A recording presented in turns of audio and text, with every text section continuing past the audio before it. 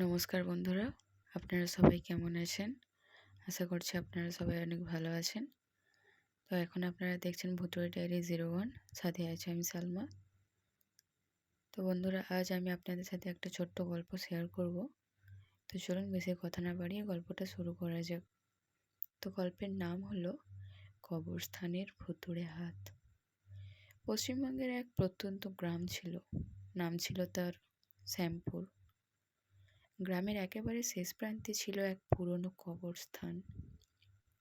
জায়গাটা দিনের বেলাতেও অদ্ভুত নির্জন, আর রাতে তো কেউ ওদিকে যেতই না। গ্রামের লোকেরা বলতো ওই কবরস্থানে রাতে নাকি মাটি ফুঁড়ে একটা হাত বের হয়। কেউ বিশ্বাস করতো না। কিন্তু একদিন রফিক নামের এক যুবক ঠিক করলো সে সত্যিটা জানবেই। সেই রাত রফিক একটা লণ্ঠন আর মোবাইল নিয়ে রাত 12টার পর কবরস্থানের দিকে রওনা দিল। চারদিকে কুয়াশা, বাতাসে অদ্ভুত ঠান্ডা শীতলতা। কবরস্থানে ঢুকতেই সে লক্ষ্য করল সব কিছু যেন অস্বাভাবিকভাবে চুপচাপ। না কোনো পোকামাকড়ের শব্দ, না কোনো হাওয়া। হঠাৎ মাটির নিচ থেকে খসখস শব্দ আসছে। রফিক ভয় পেয়েও সাহস করে এগিয়ে গেল। একটা পুরনো কবরের সামনে গিয়ে দাঁড়াতেই সে দেখল মাটির ভেতর থেকে ধীরে ধীরে একটা কালো হাত বের হচ্ছে। হাতটা যেন কিছু খুঁজছে। তারপর হঠাৎ করেই রফিকের দিকে এগিয়ে এলো। রফিক ভয় পেয়ে দৌড়াতে যাবে, ঠিক তখনই আরও কয়েকটা কবরগুলো থেকে একই রকম হাত বের হতে শুরু করে। তার চারদিক থেকে হাতগুলো তাকে ঘিরে ফেলেছে। রফিক চিৎকার করে উঠল, বাঁচাও, কেউ বাঁচাও আমাকে।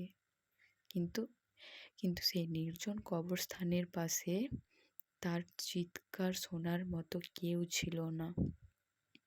পরদিন সকালে গ্রামের লোকেরা কবরস্থানের পাশে রফিকের মোবাইলটা খুঁজে পেল, সাথে লণ্ঠনটা।